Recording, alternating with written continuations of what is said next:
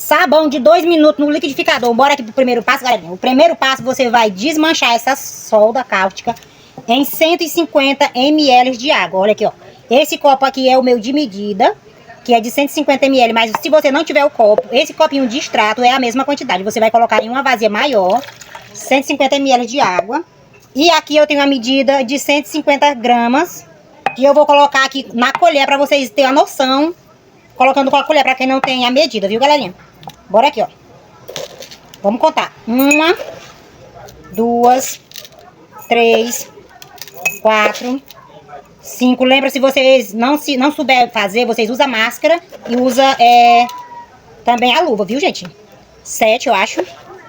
8, 9, 10, 11.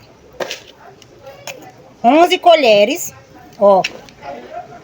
150 gramas de solda cáustica, que deu no total de 11 colheres de sopa. Você vai colocar naquela água, 150 ml de água, ó.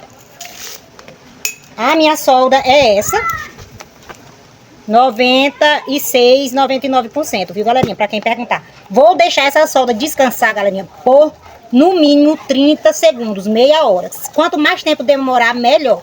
Que é pra essa solda ficar bem fria. E já eu volto no próximo vídeo mostrando o passo a passo.